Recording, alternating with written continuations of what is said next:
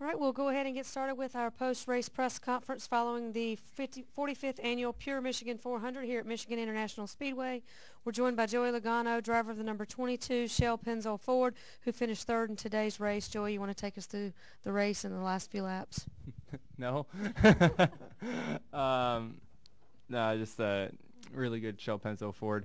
Guys did a good job all weekend. From when we unloaded, we had a really fast car. We showed that in qualifying, showed that in practice all week, and woke up this morning feel pretty good about it. Felt like we were going to be pretty good. And when Todd feels pretty good about it, I really think we're going to be all right. So, took off there and began the race. It's pretty fast. It will lead a lot of laps, and just kept tightening the car up, getting a little better.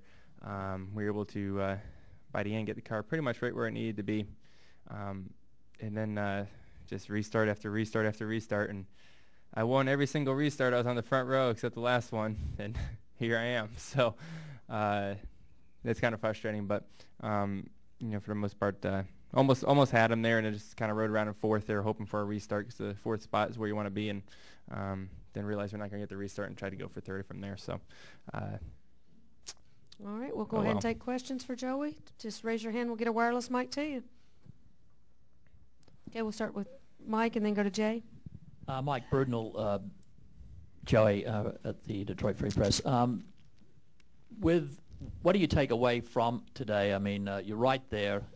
You're not winning, but you're just about. What's the message you take away and the lessons?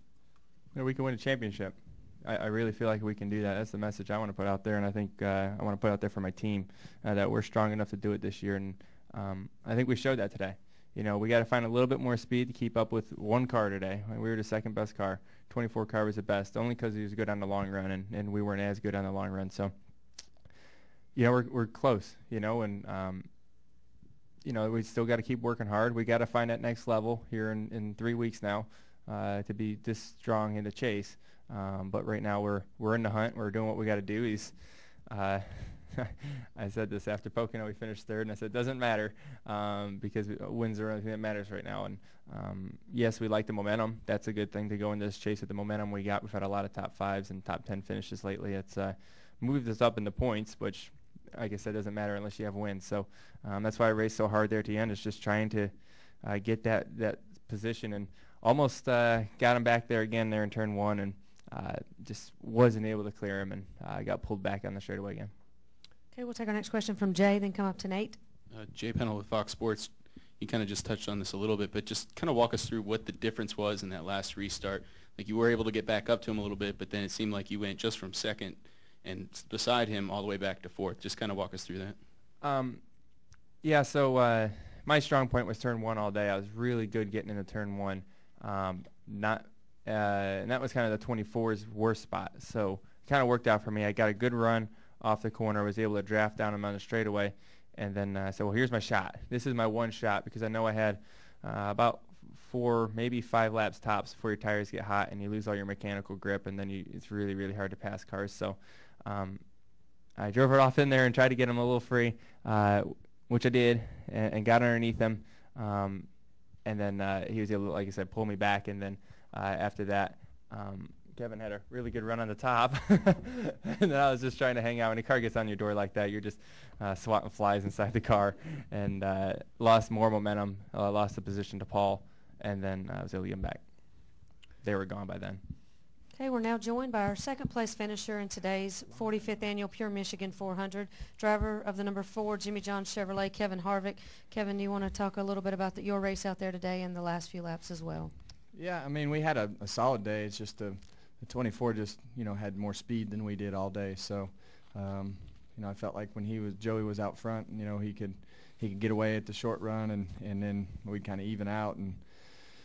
But all in all, it was a good day. The main focus for our team has been consistency headed into the chase to make sure that, we can scramble and do the things that we've done over the last month. And when you have a solid day, finish it off. And those are the things that we've been able to do. So obviously you want to win, but, all in all, we had some different goals that are more as important to lead into the chase.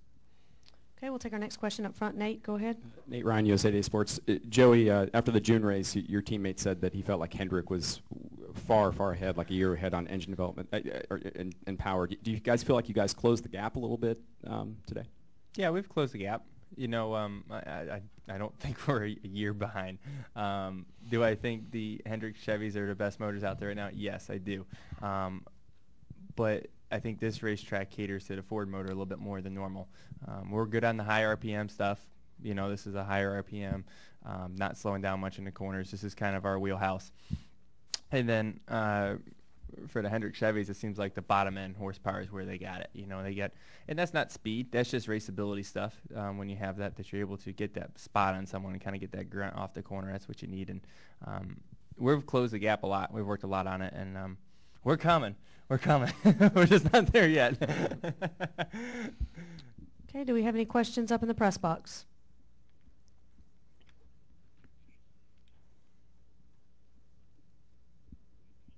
Okay, thank you. We'll come back downstairs. Mike? Kevin, how emotionally, how important was your performance today for your team after a very difficult week for everyone in motorsports?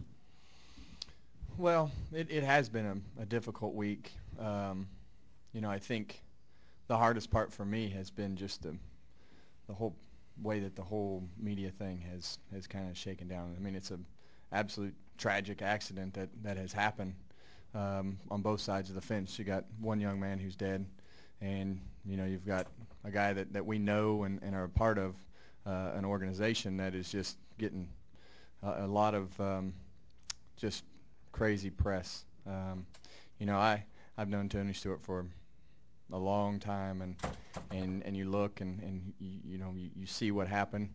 I still don't believe that he even knew that he ran into that car. And I know for sure that Tony Stewart is not going to just run over somebody that's on a racetrack. I don't think there's anybody in this garage that could, or it'd be hard to find somebody in the racing world that could just point that car and just run somebody over. So, you know, you have just a lot of unknowledgeable people reporting on a situation that know absolutely nothing about racing, and it's just really unfortunate the perception that has been given to him. So I know he'll stay strong and fight, and they'll get the right people and do all the right things, and you know, that's the part that's bothered me the most, is just the poor misrepresentation of on the media side for him. Okay, we'll take our next question in the middle from Bob, then go to Jay. Bob Hocker, Sporting News. But kind of as Mike said, that did your team need this? I mean, what did you feel like your team has been kind of beaten down at all from all of it?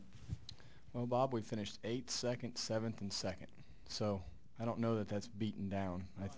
I think everybody has been stepped up and did what they've had to do inside the shop. You know, you see Brett Frude and at the racetrack and making sure that everything's right, and Gene Haas and was there last week, and everybody just has to pitch in and do their part, and make sure we do everything we can to help Tony get through his situation.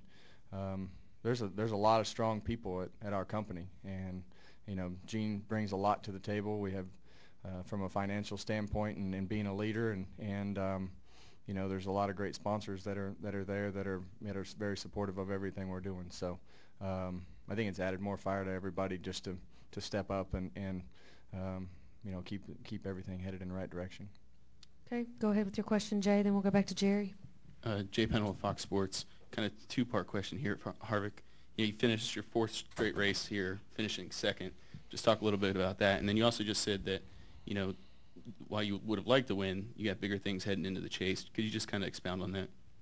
Well, for us, we've had some moments where we've been kind of sporadic and inconsistent and fast one week and fast the next week and make mistakes or have something go wrong, and I think I've tried to do a better job at handling situations, and I think we've all worked together a little bit longer and understand and going back to these tracks for a second time and know what we want in our cars. And so there's just a lot of things that are different as we came back from the break, and we were able to just have a lot of discussions and set some goals, which we didn't really, it's hard to set goals when everything's brand new, and sure you want to go out and win, but it's been a little bit different for all of us to have fast cars every week and feel like you're in contention to win just about every race.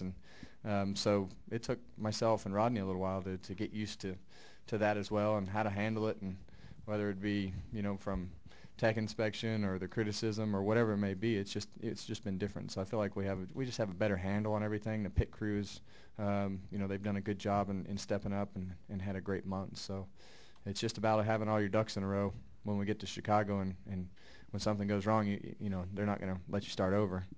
Right now it's kind of like we get to start over, and we've been able to fix a lot of things, and but when you get to Chicago, you got to have 10 solid weeks to win this championship. Final question, Jerry. Go ahead. Jerry Bunkowski, NBCSports.com. Kevin, given your long friendship with Tony, you're very close to him. Is there anything you can share with us about what you've said to him, what he said to you, how he is? I have not spoken to Tony. Okay, Des, thank you very much. Congratulations on your run today. See you next week. Thank you, guys.